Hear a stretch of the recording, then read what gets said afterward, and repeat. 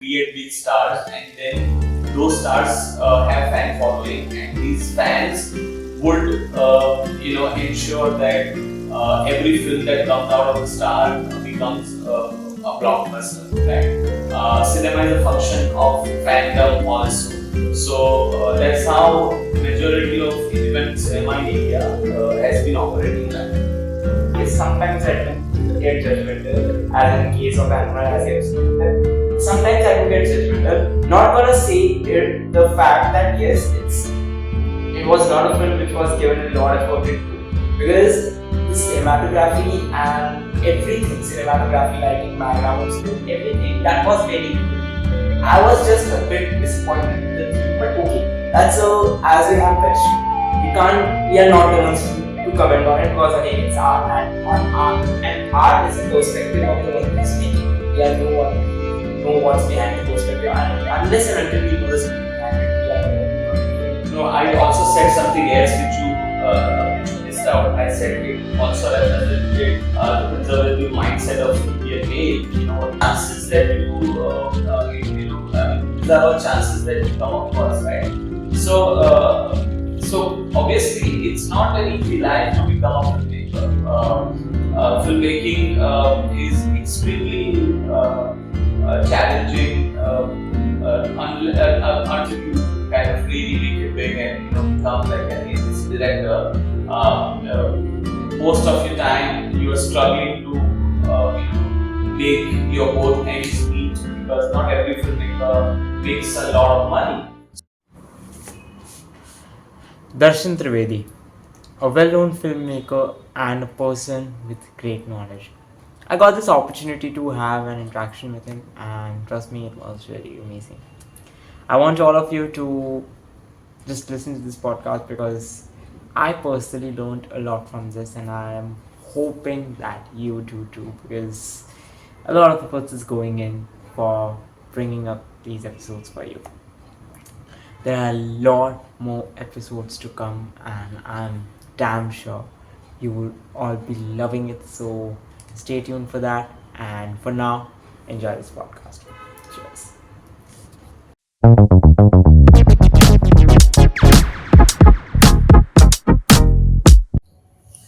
Welcome, Darshan sir. Welcome to Kya Haal Chaal podcast. It's a pleasure to have you over here. And yes, what's your Haal Chaal? Great, thank you very much for having me here. And yeah, I'm fine. Yeah, that's very to the point answer.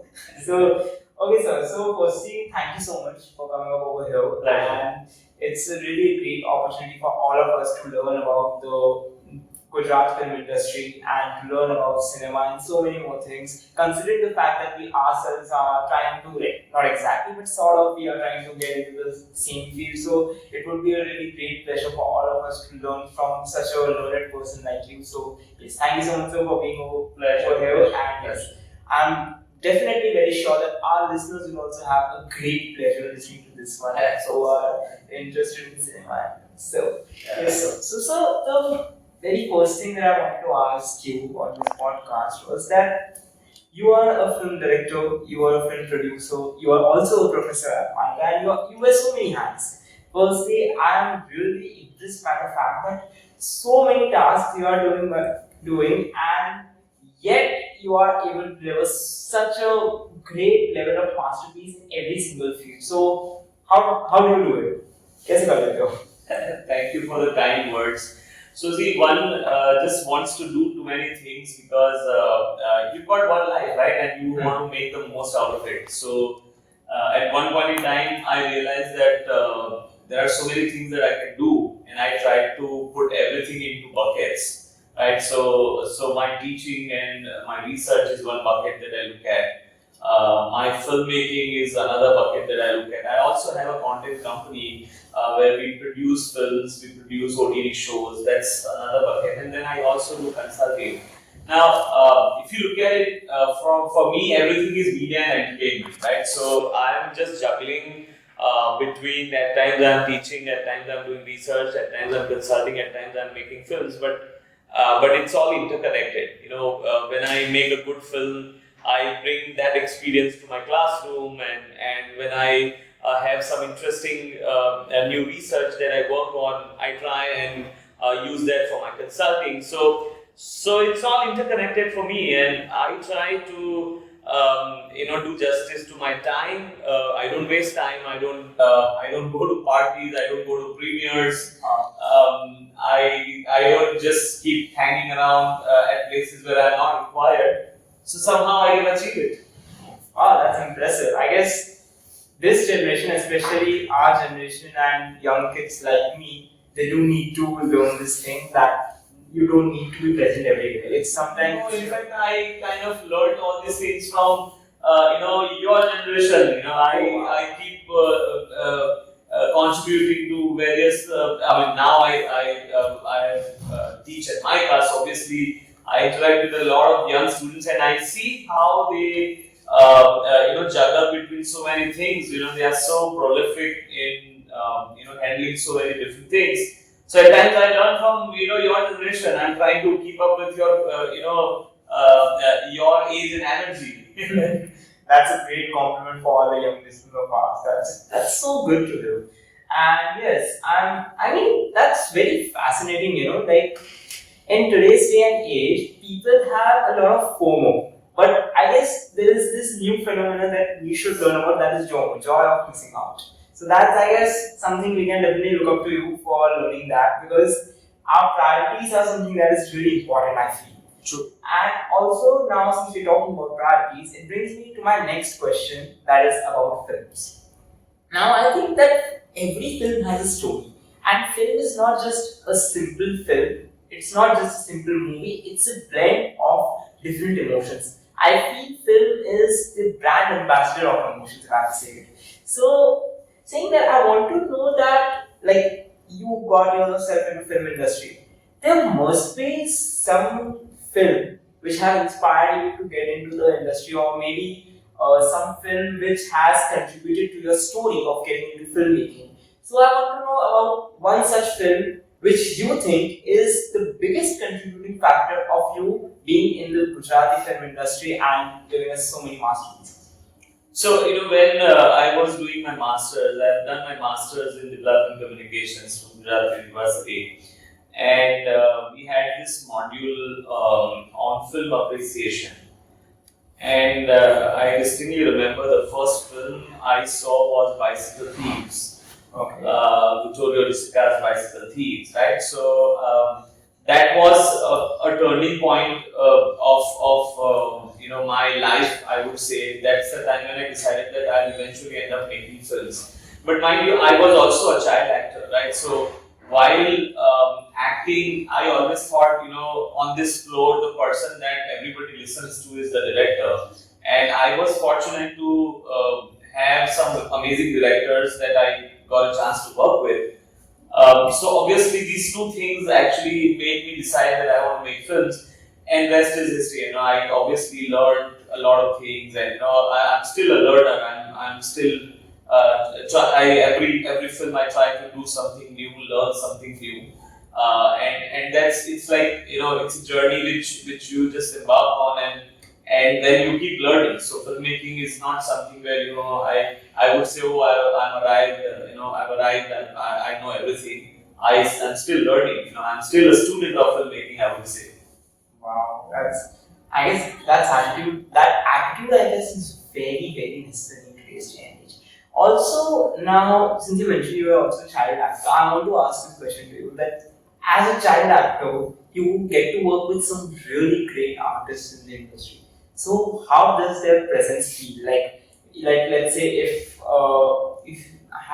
let's say as a child actor, if I get to work with some really big stars whom I admire, who I've only seen on TV, I'm sure you must have got that chance to work with someone that you have who is really a big name in the industry, and their presence might have I don't know how this feels, like someone so influential you're saying right now I'm doing podcasts, so I get to feel that experience, but you as a child actor at such an early age must have experienced that. So how was that experience? And you know what, when you work in a film, and whether you are a child actor or you are a lead actor or whatever you are, on a film floor, every actor is equal, right? So I don't think at any point in time in my life I was like under awe of any actor or I had a fan moment or anything like that. I was just sharing screen with somebody, and I was, and when you're a child actor, you have a lot of pressure to perform because obviously everybody else is so experienced, and you are like, you're fledgling, you just started your career.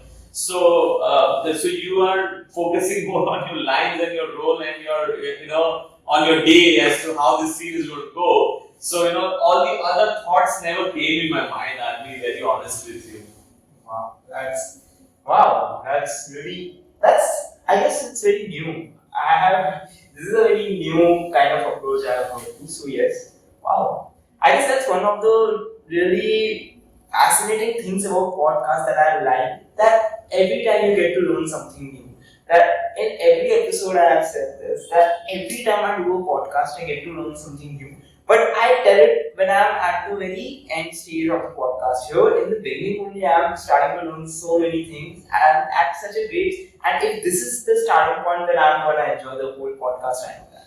And so is this. Let's hope so. Yeah. So now moving on, you have worked in the Gujarati film industry for a long time, and I have seen that there are so many good films that came out in the industry. But also, I have noticed the fact that it is getting kind of like a lot of films. At a point, a lot of films started coming out in the Gujarati film industry. So I wanted to know your perspective on this, and that's why this brings me to this question: that do you think that the Gujarati film industry or Bollywood is getting a bit saturated, or is it just going at a normal pace? Is growing? So first of all, I have a problem with this word Dollywood. There is nothing called Dollywood. It's a very wannabe kind of a word, and I would like to stay away from that word. So as far as Gujarati film industry is concerned, so what is cinema? Cinema records the history of our current time. It's a reflection of our time, right? So whatever cinema that we're seeing coming out of Gujarat, in fact, today is the time when you have wonderful stories coming out. You've got some very, very interesting narratives coming out. So I would not say it is saturated. In fact, I would say it's just it's just taken off. The flight has just taken off. It's going to show a lot of interesting, paradigms and a lot of interesting narratives to you.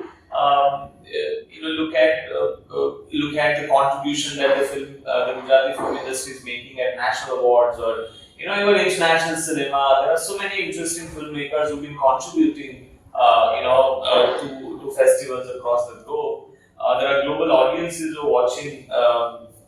Gujarati films, and I'm not talking about only diaspora. If you look at Pan-Malay's films, he's present everywhere across the world. He's been traveling with a Gujarati film in almost all the countries. So I would say Gujarati cinema has lots to offer. There's another reason to that.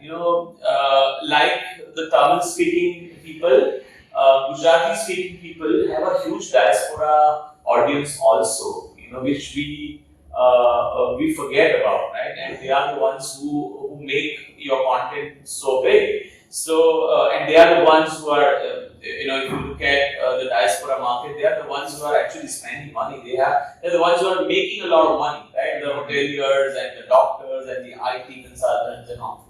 So I would say I have a lot of hope in Gujarati cinema. Gujarati cinema is going to do a lot better than what it is doing today. However, it's going to take some time. It's not going to happen overnight, But I won't be surprised if I read some numbers that a Gujarati film has crossed 100 crores, at the box office. That's possible. That's very much doable.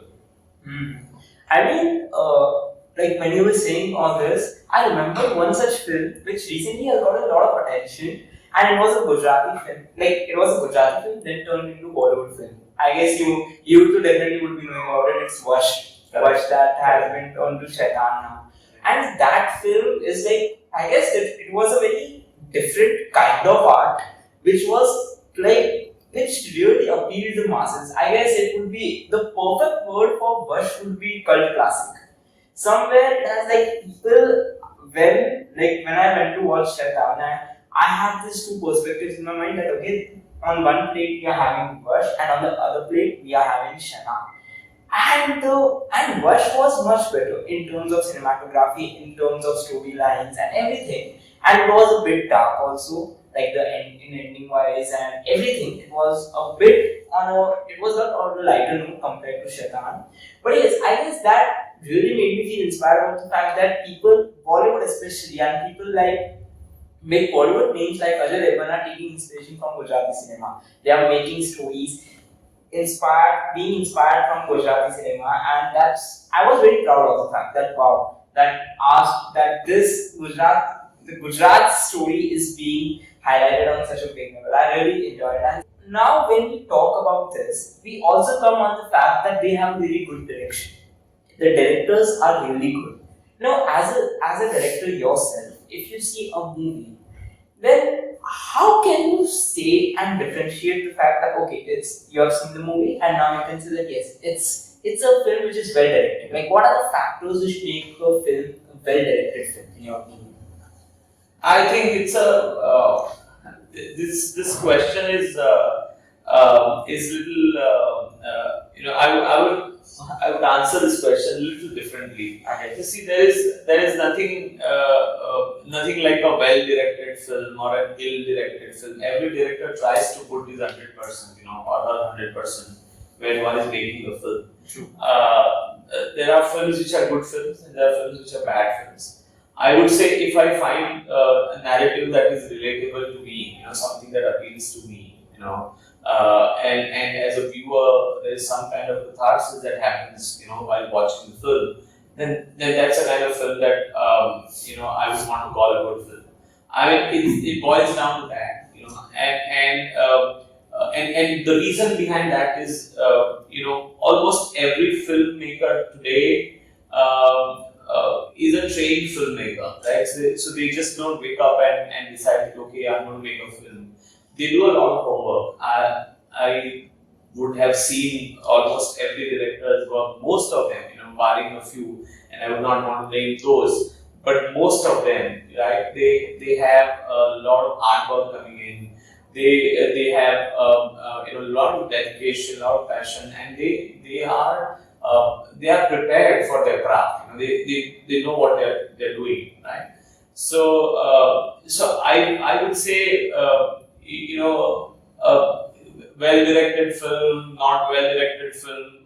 Those are not the words that we're looking at. We're looking at a good film, well crafted film. Or a bad film, right? So something doesn't appeal to you, and now that doesn't mean that if it's a bad film, the director is bad. Probably, there are judgment errors. Probably he or she is telling a story that is not relatable to you. You don't want to connect with that, but that doesn't, because when you make a film, there are 150 people work on it, right? And somebody's 1.5 years of sweat and blood which is invested in it, right? So I'm little empathetic to every filmmaker that tries to make a film. I really relate to this point of yours because when I see films, I do keep that in mind that yes, a lot goes behind making that film. We might not have the same perspective, we might not have that same understanding or look to that story, not the same pattern to that type of stories or that type of genre that we are watching. But I guess that's very true. I have really very much agreed to the fact that yes, 150 people are behind that one single film. Yeah. And so is a lot of efforts. Wow, I guess that's a really great thing that you have mentioned that fact over here because I have seen a few interviews also, not mostly being a podcaster myself, obviously I listen to podcasts now, but when I used to see those Bollywood interviews, I have seen directors saying that yes, their team had done good work, their team had done like fantastic work, magnificent work. But for a very few people, I can say that they have addressed this fact that okay, if you don't like the film, it's fine. It's our way of expressing our art, and art can be different. Art can be contrasting. Art can be in any form. So I guess film is a very bold statement saying that, considering the fact that in India, for so many different cultures, we are having so many different industries and so many different stories. Especially right now, when films like Builder Boys are coming out, it's having a very comedic tone, a very light tone, and people are loving it. On the other hand, some might not be also loving it as well. They might not like it as much as the ones who are liking it and who are going to watch it. So that's their preference, and I really very much agree with that. So as a filmmaker, I would say about it's not my job to please everybody. You cannot please everybody. True. Right? True. So a filmmaker needs to have an inner voice, right? And every narrator, so every filmmaker, his or her journey is to tell those stories that he or she wants to say to tell, right? And in that process, whether somebody likes something, somebody doesn't like something, these things hardly matter. You move on to the next project, right? Because there is only that much time, and that you are given in life, and you want to ensure that you tell your stories that you want to tell, right? So and everybody has a preference to consume film as a content in one's own way. So you might like comedy as a genre. I may like serious films as a genre. I may like romantic films as a genre. So we don't want to make a value judgment on somebody's efforts that that's a bad film, that's a good film. Probably it has appealed to somebody. Probably it has and cinema changes lives. I've seen so many examples. I've read so many examples where people have seen cinema, and their perspective towards life and society has changed, right? So that's also a responsibility that the medium has, and a lot of filmmakers like me, we try to make those kind of films, right? So there's no good film, bad film. Cinema is a medium of entertainment. Obviously, it's a public, it's a medium, it's a mass media platform, and one has the right to criticize it if one doesn't like it, because people buy tickets to watch films. True. So they have all the right to do that. Exactly. However, there are a lot of people who are putting in efforts to make those films, right? And we have to be a little empathetic to them also.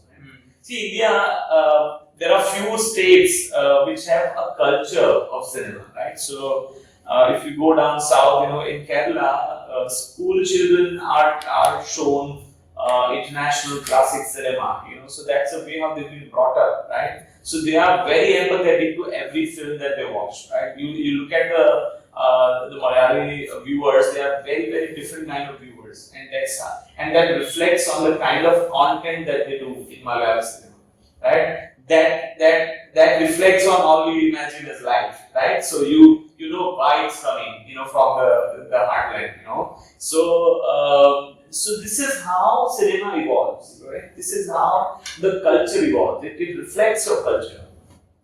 That's very true. I'm 110% agree to that fact. Also, now since you mentioned about preferences of different people and different demographics that come into play, you have also directed the film Pappa Superhero, and I'll be very honest, I saw the trailer. I was really very much, fascinated and geeked out by the fact that okay, this is a film made on imagination of every child.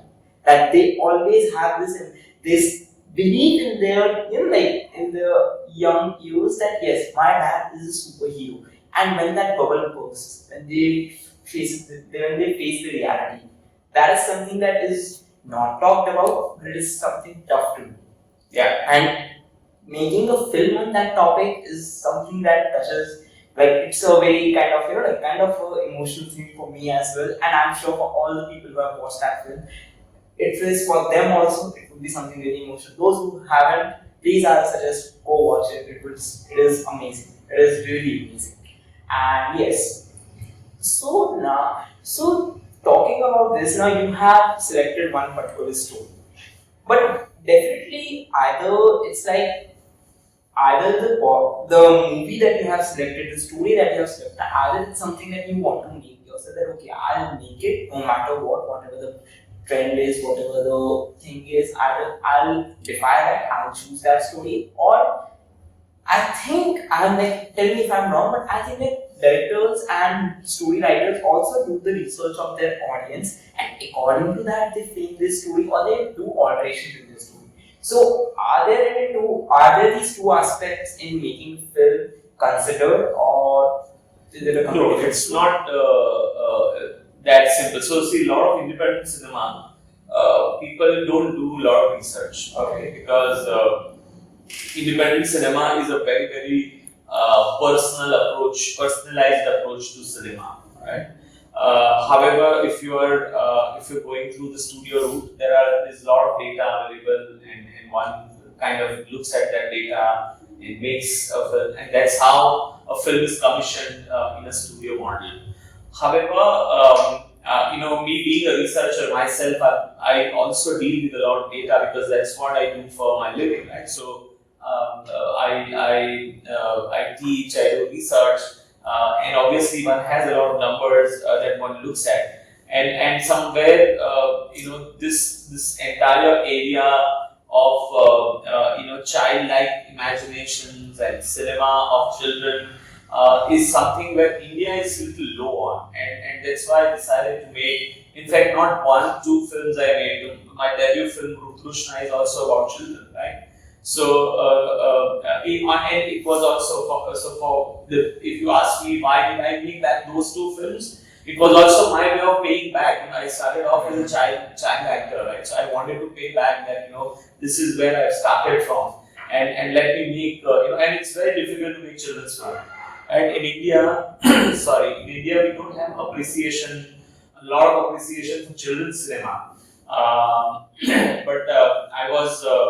I was impressed with the way how these two films were appreciated in a lot of countries, and especially Mrugtrushna, which was appreciated a lot in Iran. Because they have a lot of restrictions in the way how they can showcase relationships and women and stuff like that. They have a lot of restrictions in the country.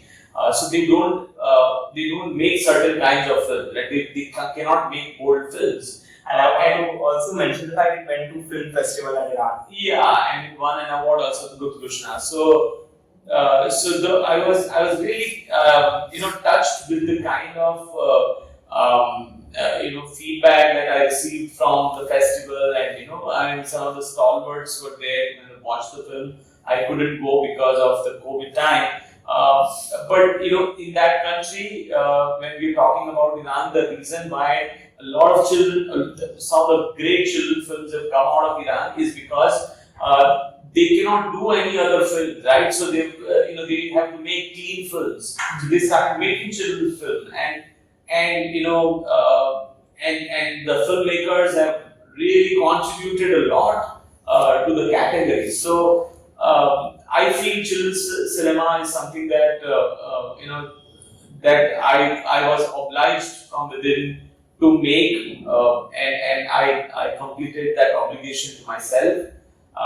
And to also to answer your question, a lot of independent cinema, so a lot of it, they don't look at numbers, right? However, when I kind of approach a film, I do look at what is the potential of that film, and I try to make a film in a way where it kind of ensures that it is breaking even, or it's because it's a business. Cinema is also business, so and it is the responsibility of a director to ensure that at least he or she makes a film which kind of recovers, and once that happens, the investor would go back and make another film with you, and that is also very important when you are, especially when you are an independent filmmaker. Right. That's very true. And I mean, children film, I think is very something that is very tough to crack, a very tough nut to crack, especially if you wanted to touch to the audience, if you wanted to be very loud, very bold, and to reach the audience. I guess you need a very great story for that. A story that appeals to masses. And it's a very tough job to do. I personally say this because I have myself experienced that I have seen a lot of children films. Tare Zameen Par has always been one of those hidden gems. But after that, whenever I have seen children films, I'll be very honest, a very few only resonated with me. But Pappa Superhero was really one of those because that's really it was a very new topic. I was geeked out by the topic that okay, there is a film on this topic as well. And I guess that's one really great thing about films, that certain topics, certain genres, and certain themes, they pick up like anything. It has happened in Bollywood as well. That those some things like films like Animal, they don't have a very great. They are like, I'll be very honest, they are not having a story that anyone should take inspiration from. That's something that is very very wrong, but still it picked up. And that's why I think cinema is very unpredictable and a lot of efforts go for a story. But the predictability that okay, it will go hit or it will go flop is very, it's very versatile. So in such cases, when the director, the story writer, they are having a story in their hand that okay, we have this story. And it requires a lot of investment on their side that okay, now we are making this film, we need a lot of monies, this amount of money to make this film. And they know the risks are very high. So what will be their approach as a filmmaker to handle with those risks, to deal with those risks, and to somehow mitigate the consequences? Because filmmaking is a risky job. That's like sometimes a film, despite of high investment, doesn't work, and sometimes a film which is not having that much of investment breaks the chart. Like it breaks this glass ceiling, it becomes hit and it becomes a cult classic. So in such cases, where the filmmaker themselves don't know that the investment is happening, we don't know if it will be a hit or flop. The chances are very, very, it's not very something you can rely upon. In such cases, what does the filmmaker do? What is in their mind and how they, handle the outcome? So your question is, what should they do or what do they do? There are two different. What do they do? Most of the independent, as I said, most of the independent filmmakers don't follow any research. They just go by the gut. Gut is a bit scientific, but not completely. Also, cinema is a medium of fandom. Okay, so you could have,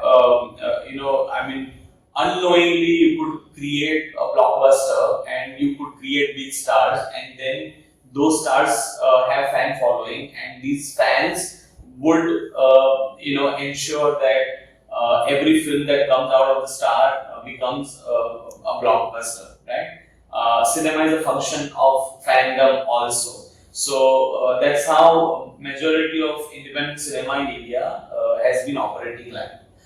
However, there is a much more evolved and scientific process to filmmaking, which is where a lot of studios have started practicing, a lot of platforms have started practicing. There's a lot of data available of human behavior, right?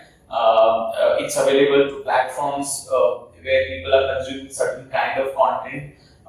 Most platforms know what kind of content would appeal to what kind of viewers. One applies this data into their projects or read the data, listen to that data and shortlist the narratives and make films around it. There are less chances of those films failing, right? However, cinema across the world is a risky business, right? So what one does is one tries to de-risk the amount invested in a film project, and that's the only thing that you can do. However, there's a lot of data available, there's a lot of research available. You can look at that. There is green lighting of project which can happen. There are agencies in India which offer these services, which are pre-production research, right? There are few filmmakers who believe in it and they do it. If we are working on a big project, we do that. Like my company, we do that to kind of de-risk a project, and that's how you mount a project. It's a very specialized field, and there are experts working in it. Obviously, because of my research background, I get to understand how to do that, and that's how I at times set up some projects in a way that they are less riskier than other projects. However, what people would like is a function of the consumer insights, and the consumer keeps evolving over every 3 months, right? So by the time you started a project, their preferences would have changed by the time you completed your project, because the human race is witnessing such disruption in today's time that things have been evolving every day, right? So obviously their exposure changes. Something new comes up. Almost every successful film has a reason to be successful, right? So you just mentioned about Animal, and I'm not saying good or bad, but I'm saying the reason why it was successful is also because it actually hit the core of the conservative Indian male, right? So and they are the ones who made it successful, right? Let's accept it, and good or bad, I'm nobody to comment on it. It's somebody's piece of work, it's a piece of art, which I have no business to comment about. But it was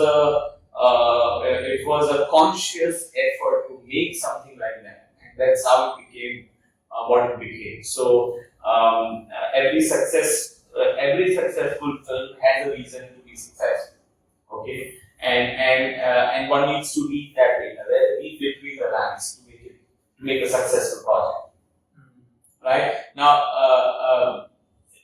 having said that, there are filmmakers who believe in such. So, as I said, films represent the history.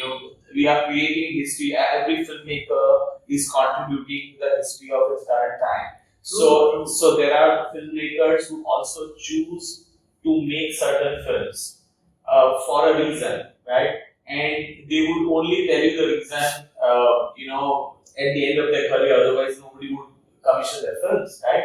But almost every filmmaker who has contributed, to society, has given the reason, before time, that this is the reason why I was alive, So that's also a job of a filmmaker. I mean, one chooses the path, right? So not everybody wants to make, a film where, the girl and boy, they would meet around the bush. Not everybody wants to make those kind of films, right? Some people want to make it, but I'm not saying those films are bad, right? They are the films which are. Please try to understand we are a country of 1.4 billion people, and there are a lot of people who are going through serious depression. They are frustrated about their day-to-day life, and a lot of them, they want to dream, they want to go away from reality. This is their room of escapism, right? And that's why they go and watch films, right? So yeah, That's very true. I mean, it kind of changes the way I now see films, because again, I'm glad. because that's like films. I have seen films, and I really like watching movies. It's like one of those hobbies, or you can say, something that I really like whenever I get the chance to. And yes, sometimes I do get judgmental, as in case of Animal, as you have seen, that sometimes I do get judgmental. Not gonna say the fact that yes, it was not a film which was given a lot of effort into, because the cinematography and everything, cinematography, lighting, background score, everything that was very good. I was just a bit disappointed with the theme, but okay, that's as you have mentioned. We are not the ones to comment on it, because again, it's art, and on art, and art is the perspective of the one who is making. We are no one to know what's behind the perspective, and unless and until we know the story behind it, we are no one to comment. No, I also said something else which you missed out. I said it also represented the conservative mindset of Indian male. It actually reflected them, and that's why it kind of became popular, right? So it's probably a representation of an identifiable male of an Indian society, probably. I mean, and the filmmaker has tried to do a true representation. Probably that's the reason why why it has become popular, and who are we to be judgmental about it, right? So now since you have mentioned this question just came, and I want to ask this. Do you think that those films which kind of resonate a certain practice that is going on in the country, or like some certain phenomena that is always have been going on, like let's say if we talk about films like Lapata Ladies, where we have seen the rural side of India, where we have seen that so many malpractices against women goes on, and child marriage is such a common thing. Do you think such kind of films generally have more liking among the audience when they see that okay, this certain phenomena is happening in the country, and especially it's affecting their side of story? It's something that is talking about something that's happening in their life itself, or something that they have seen happening. Do you think these kind of films appeal people more? So Lapata Ladies is not about child marriage, by the way. It's one side of it. Yeah, it's a larger topic, and the film was successful because again it spoke about it largely spoke about the position of women in a male dominated society, Exactly. right? You want to break away, and you want to as a woman you want to identify with the film where probably something that has happened to you in the past, and a decision that you could not take as a woman, somebody has taken, and you identify with her, and that's why you want to, and that's why you want to watch that film and appreciate that film. So it boils down to this one aspect where a film, if it is believable, right? A film, if it is identifiable, right? People would go watch, and they will make this film successful. Mind you, India is a country where the largest population of India lives in semi-urban or rural areas. Right? Right. So obviously, if you pick up narratives which are from the rural area, you are more likely to be successful, and it's a no-brainer. You pick up the data from the past few successful films, and you will come to know that films, despite having big stars, having no big stars, they have been successful, right? And so this could be one of the reasons, right? So people want to see themselves as the protagonist on these films, right? Very. Yeah. So it's a medium of escapism. So they want to escape from their reality, and they want to live that life, and they think for that moment they really think that they are the ones who are in that character, and that's the reason why it resonates with their feelings, their sentiments, their existence, and probably that's how more and more people go and watch those films, right? It catches up, word of mouth catches up. But having said that, not every film which gives good message becomes popular. It's the way how you package your film, right? Lapata Ladies had a lot of lighter moments. It was a very, very tough subject. So Sneha Desai, the writer, also the director, they made amazing job so Kiran Rao and Sneha Desai have actually created a film in a very in a very light-hearted way. They presented it in a very, very, very simple way, right? So it's very complicated to make such simple films, right? And that's why people like them. They were not preachy. So there was a time when we used to have women's empowerment film made by males. Well, I mean, what are we talking about, right? I can't be a woman, and I can't, I could empathize with a woman, but I cannot experience what a woman goes through. For that I have to become a woman, right? So that's why these films were successful because the stories were told by women, right? And they were very, very nicely told by women, right? So and look at it. See, there are 3 women filmmakers who are being talked about for being contenders for Oscars, right? All Payal Kapadia, Kiran Rao, and the British entry to Oscar, right? So forgetting the name of the filmmaker, but today is the time when now we have mainstream filmmakers who are contributing to world cinema, which is amazing, from India. I very much agree to that fact. And when you're talking about this, I've also seen that, like in some cases, for example, if you take the film October, it is written by Zoya Akhtar has done a really amazing job in writing Varun Dhawan's character.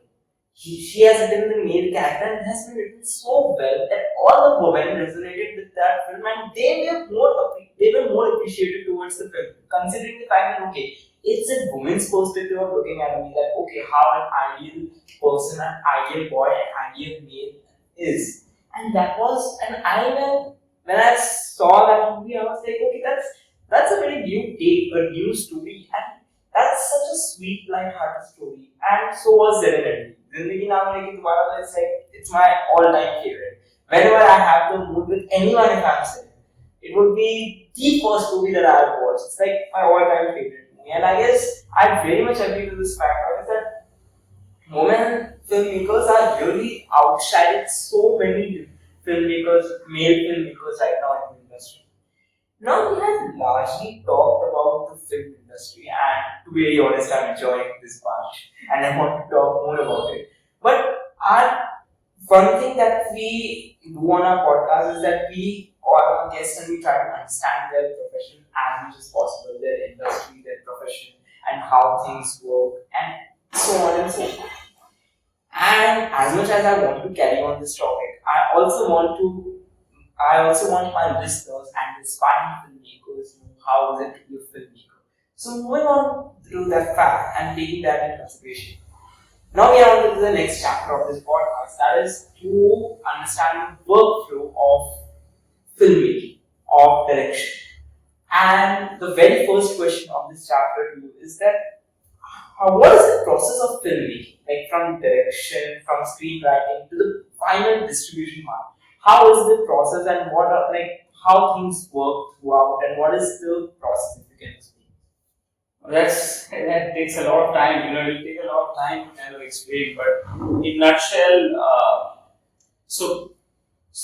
you broadly look at filmmaking into 3 major chunks, right? The first one is the development chunk, right? Which is where an idea has excited you, or a script has excited you, or a producer has come to you with a script and you liked it, as a filmmaker, and you just zero down on this one idea, script, whatever. If it's idea, then we obviously convert that into a script, which is a long process. It takes 20 hours to kind of explain how an idea, is converted into a script, right? So, but to cut the long story short, you finally, create uh, like a script out of an idea, you get a story from there. You get a script. Find a producer. If you're not a producer, you will need to then start pitching. Now that happens multiple ways. If it's a film which requires big budgets and all, then you might want to have actors on board, right? So once you have the actors on board, they kind of say, okay, we want to work on it. You probably have given them some signing amount. Go to the producer. I find a producer, and then start planning. So the heart of filmmaking, is planning. You technically make the film on paper, right? You do planning. Pre-production is the time when you have a lot of time to apply your creative mind, right? Because the shoot phase is more of operations and less of creative, right? So you plan everything that you're doing and you're going to do, be it, casting, your actors preparation, your costume design, your art, prop, production design, everything that you are going to do while shooting is what you plan. That's the first phase of the filmmaking. Obviously, when you are doing all this, you will also try and excite your distributors, probable buyers. If you have big actors, you will also start talking to platforms that this is the one that I'm making. If somebody is interested, they may just come on board. You can pre-sell your film. Everything is possible if you have big star. And that is very much a possibility for Hindi cinema, for Tamil cinema, Telugu cinema, even Malayalam cinema. You could also be commissioned. You have a good script. It also can be commissioned by a platform, right? So either an OTT platform or a studio comes on board and say, okay, I'm going to produce it. Then is the part where basically your production starts, right? Which is basically the shoot. You whatever you plan, you kind of execute it, right? So the shoot phase is when you decided that okay, I'm going to shoot this in 40 days. You ensure that you make it happen in 40 days. So shoot, I would call it as whatever you plan, you try to execute that and to the peak, so that you kind of save money, because obviously the pre-production, you've also done your budgeting, you know how much money you're going to spend, right? So eventually you execute your plan, and once the shoot gets over, is the post-production, which is your first your edits, and then you have the sound post-production, sound design, music happens, your color grading happens, your VFX happens, and the film is ready. So, however, it's not that simple, right? So, I teach a module on filmmaking, and I take about 50 hours to kind of complete, right? So, it's not that simple. So, I just made it so simple because in the interest of time, right? I mean, we are here doing a podcast which is going to be maybe an hour or half an hour. That's not enough time to kind of explain the process. But largely, this is the process after you're done with your first copy, or in the phase of post-production. You would also try and make your poster and trailers and promos. These are the ones which you will actually use to market your film, to excite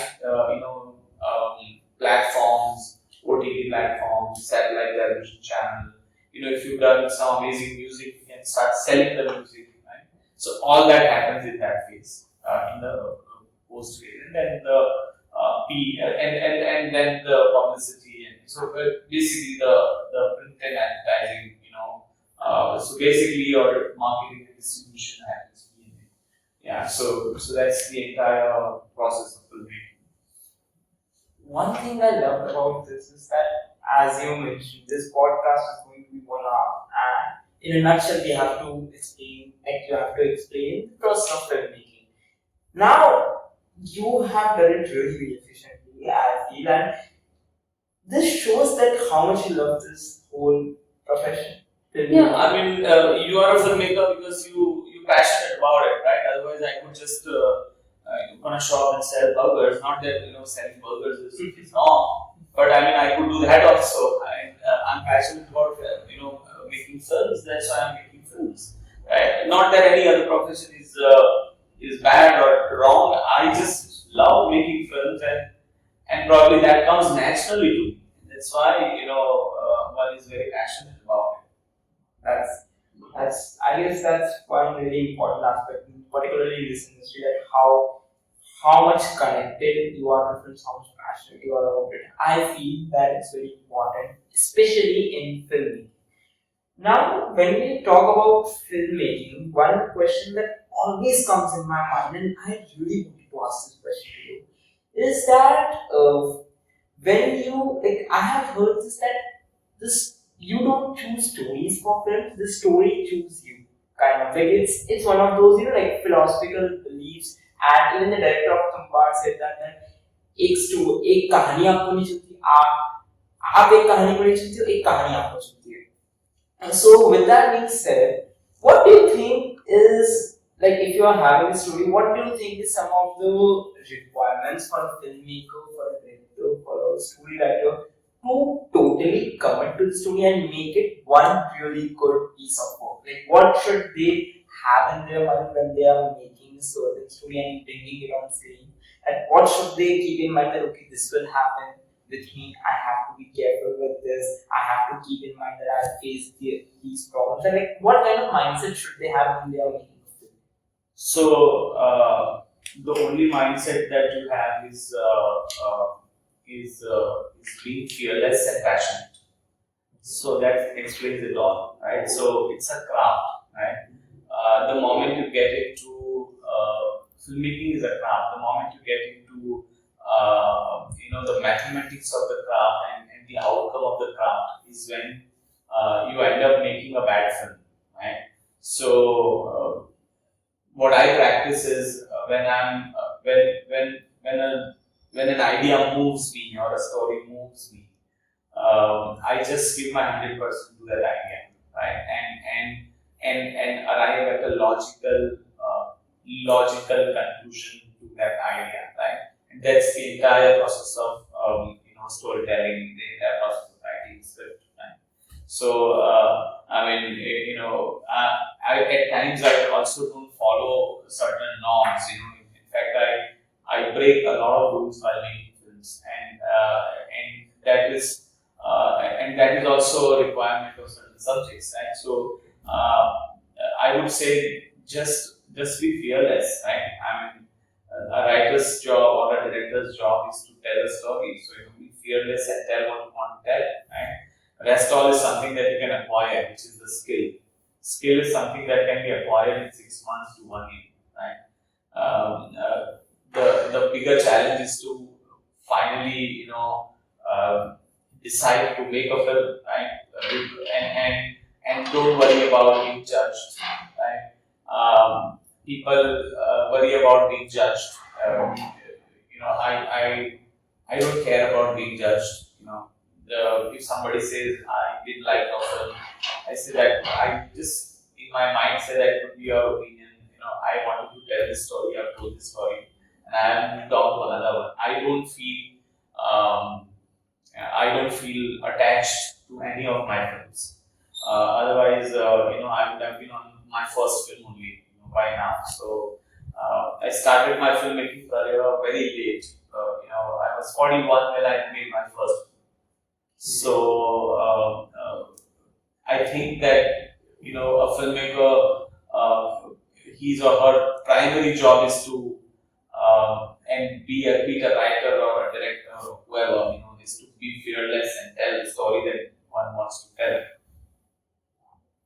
I really love listening to this whole. I really love this whole answer. Your answer to this question, I really loved it, and I really want to tell all my listeners that yes, I really want to say this that yes, don't get attached to your films. You should be moving on, and you should always I guess from hearing what you said, it would be right for me to say that you should always look for improvement that you can aim, that you can, like keep in your other upcoming projects, and you should like see your past work. You should see that okay, here I can improve, and in the next project you are improving in that on that specific part. I guess that's one approach that I am taking from this answer. But apart from that, I really love this answer. I'm very happy now. I'm now really happy to know that we can also have this fearless approach in filmmaking. And yes, it's, I guess, hearing this from such a learned person in the industry is one thing that me and my listeners both will appreciate. So yes, Thank you. that's really a great addition for all of us. Now, you have said that we shouldn't be fearful of the judgment when we are getting into filmmaking. When we talk about getting into the filmmaking, people, like I have seen with myself as well having this question, and with others also having this question, that how should we like get into the filmmaking? Like how should we start? What should be the things that we should do in order, like I'm having a story. Now I want to make a film out of it, but where should I start? Like I have no experience in filmmaking, this is just a story, just an idea, but I'm really fascinated with films and I want to make a career in it. So what should be my starting point if you're... There are multiple starting points, right? I am a self-taught filmmaker. I've never been to any film school. Okay. However, I ended up teaching in one of the film schools, so that's a separate thing. So see, 2024, we are in 2024. So many avenues are available. There are video classes available on basics of filmmaking. There are workshops available. You enroll with one of the workshops. You find some director that you feel that you feel connected with, and intern with that person. You read books about the process of filmmaking. You be on the floor. So you go to a film school. There's so many avenues. There's so many video tutorials available. There's so much available today to make a film. And medium is not a limitation. My cinematographer Tapan Vyas is actually making a film on iPhone. Oh wow! He's made some of the biggest films. All my Hindi films is shot, and he decided to shoot a film on iPhone. He said, it's a new medium I want to explore. So medium is not a limitation anymore. You have so many phones here with you.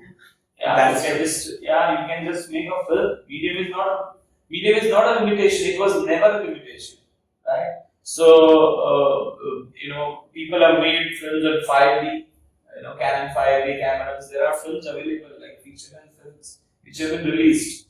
So I don't think medium is a problem. So that the biggest problem was medium. Medium is so democratized now. In this world, technology has broken barriers of power. Okay, so earlier filmmaking was a very powerful affair where only the rich people could make those films because it took a lot of resources. Nowhere in the world that is a limitation now. You can make a film and release it on YouTube. Who's stopping you, right? You can make a film tomorrow. It's the willingness, it's that intent, and again fear, which is stopping you. So, at the most, what is going to happen? You'll fail. You will try again, Thomas Alva Edison failed so many times, each time he was failing, he was saying, this is one more try, right? To invent what he wanted to do. So, don't be worried about failing. Just there's so many avenues are available, and a lot of so the new generation that I talk to, they are saying we don't want to go to a film school to study filmmaking. We want to learn from us. Filmmaking is about life skills. It's about learning from people, observing. That doesn't happen within the four walls of filmmaking. Film school, sorry. So that happens outside of the film school. Film school, you learn the craft, and learning craft does not take a lot of time, right? Practicing craft or applying that craft is something that you need to learn from the world. The relationships, empathy, the socio-economic situation, the cultural practices. All this is what you need to learn to become a filmmaker. Rest all is all craft that you can learn on. I guarantee you see all these video tutorials which are available. There are so many master classes available. You'll become a much better filmmaker. There are a lot of filmmakers existing on the earth. If you just view all of them, right? Wow, it's somewhat inspired me to be filmmaker. So makes sense. Yes. Now I'm to find a story. Today I work on. I guess it's very inspiring to know. I guess people, what I have seen when I have talked with my friends about filmmaking is that they say that you need a very good quality camera. You need to be this. Now I can strongly say this fact that to enter in the industry you don't need to be rich. It was something that was practiced before, but now listening to you, I can definitely say that yes, I have my backups. And yes, now I can strongly say this fact that you don't need to be rich. But again, this certain nuance is there that quality of film should be very good, and this is just one section of people. Other sections say that the story should be only good. The quality of the film, the quality, the camera quality, the screen quality, resolution, everything that doesn't matter. So I was kind of juggling between these two, but I guess the second section says that story is important. I guess somewhere I have now started believing in that. And I want to know your approach to it as well. What do you believe in? Is it a great story? One of the best starting points for making a film, or do you need to work on the quality? So see, filmmaking is a package. You cannot compromise one over the other, right? You need to be good at your craft. You need to have a very compelling story, very tight script, right? Amazing performers. Filmmaking is a collaborative art, right? And that's why a lot of people fail, because even if you are one of the best filmmakers in the world, but you have a very bad team or the team that does not believe in you, you will end up making a bad film. So filmmaking is a collaborative art, right? It's not about painting a picture or writing a poetry or writing a novel. It's about bringing 150 people on the same page and creating something that only you know as a director as to how it's going to turn out to be. Rest all are just following your vision. So good, bad, ugly, it is your creation. It is not their creation, right? And having said that, all you need to do is be good at all the aspects of filmmaking, right? So give 100% to everything, every process of filmmaking, whether it's writing or shooting. Now, having said that, I'm not saying that have the best camera, but if whatever camera that you have, bring out the best result out of it. At least that you can do, right? So that's the approach that you should have, as a starting point. Oh, I really like the point when you said that you can, like, whatever camera you're having, you can ensure that it's working at its best. I really like this whole statement and this fact as well, and that's a very new approach for me as well. That yes, it's amazing that how differently you are seeing at the industry, and one of the main reasons for me to interact with you was that I want to understand myself. I want to understand this industry and so many different nuances about the same. And this conversation is really helping me achieve that purpose. And again, I'm glad. It's an honor for us, as I said at the beginning also, that it's an honor for us to sit with such a learned person in the industry, and it's helping us now see action in such a different way. in such a in a very new way, in a very new kind of perspective that now we have got. We can say it's like a paradigm shift. We have got a new pair of glasses, and now we are seeing the film industry in a totally different kind of like I said, different kind, very different. I just forgot the word. I'm so much distracted. That's really a great way to look at filmmaking. But also with filmmaking, we are having this, this belief that, we have not talked about the starting point. We have also talked about some of the basics. Now, it's not. It is one of the what we can say, universal truths that nothing is always having a good side. Nothing is perfect. There is a bad side to it, and there are some disadvantages to it. And so I feel that in filmmaking also, we as a filmmaker, being a director, being a filmmaker, there are some downsides that you have to face, some harsh realities that you have to, some harsh challenges that you have to face and you have to deal with. So I want to ask about those hard challenges. I want to ask about those challenges. I want to ask about those, disadvantages, or what we can say, some of the downside of being a filmmaker. Like, what challenges does one will have to face as a filmmaker? Who doesn't have a challenge in life? Yeah, I mean, each profession doesn't have a challenge. Nobody. You walk on the road, you meet with an accident, right? So I mean, these are all chances that these are all chances that you come across, right? So obviously, it's not an easy life to become a filmmaker. Filmmaking is extremely challenging until you kind of really make it big and become like an artist director. Most of your time you are struggling to make your both ends meet, because not every filmmaker makes a lot of money. So earning is also a big challenge. It's not a 9 to 5 job. It's not a like a banking job which will end up giving you salary every 31st or every 30th of the month, right? So these are the and your work is an open domain. You are a part of criticism. You are a subject of criticism of the entire world, right? So as long as you are happy to accept that challenge, then you're more than welcome to become a filmmaker.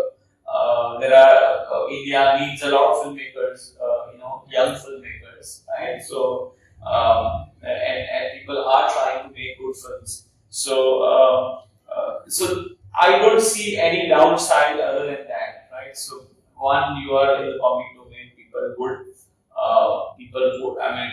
would want to comment on the hard work that you put your sweat and blood in, and maybe will criticize, and say it's a bad film. So obviously you need to have a very strong heart, and you have to be little thick skin to kind of solve that.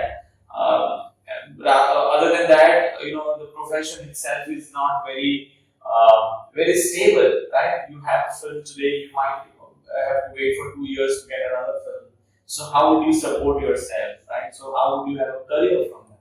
It's something that it's a craft. You have to figure out what you will do to survive, because there are filmmakers who had survival issues, and they've changed their profession.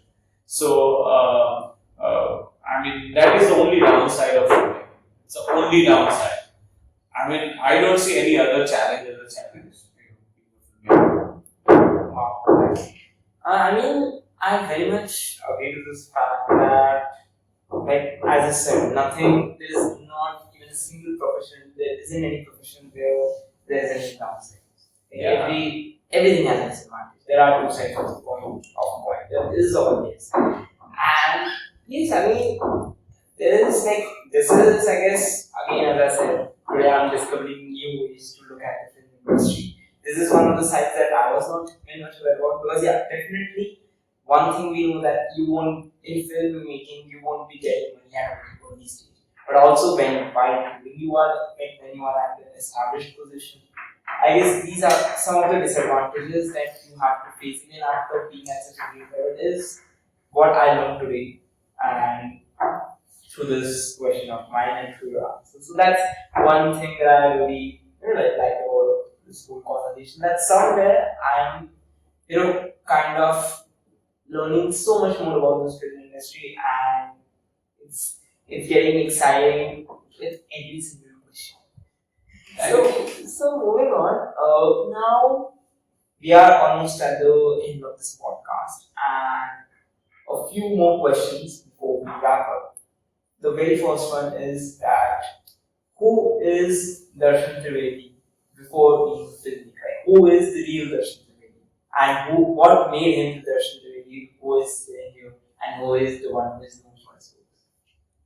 So, Darshan Trivedi is a common man, somebody who chooses to be, with himself most of the times. Somebody who loves, loves to live life at the fullest. Is a very passionate person, and somebody who's a very empathetic person, who cares about others. That's why Darshan Trivedi also has become a professor. Quitting a corporate job. So yeah, that's Darshan Trivedi for you. Oh, that's okay. That was very concise, and I mean, well, that's. I generally when I ask this question, I expect a very big story to come from the guest, but this was a very very nutshell. It says so much. It speaks volumes. This small sentence, in a few sentences, they have spoke volumes about it. So that's so cool. And I guess that's wow. And so I'm right now very happy with the fact that now I'm doing this podcast. It's it's so fascinating to know today that I have learned so much. Thank you. And thanks to you, now I'll be watching every single film with a new panel, with a new pair of glasses. I'm very glad you will. Thank you. So with that, we are at the end of this podcast. One last question before finishing it, that is, do you have any message for our Wowsome listeners, for you guys? Any message for them? I had fun talking to Apurva, and do watch this podcast, and definitely watch my films. I try to put in a lot of hard work to make films. Do watch my films. Some of them are on the OTT platforms. Just look for them. Look for my name, and you will see where the films are running. And have a blessed life ahead and career ahead and everything. Thank you very much. Thank you so much. Thank you. It was wonderful talking to you. Thank you so much for being over here. It was a great pleasure having you. Thank you. Pleasure. And I'm very much sure that today our listeners will learn so much from you, and I'm very much happy about that. Pleasure. So with that, we are at the end of this episode. Thank you so much for coming over. Thank you very much. And this is your host and host, Mrugtrushna. I'll meet you guys in the next episode. Till then, see you. Bye everyone. And Thank you.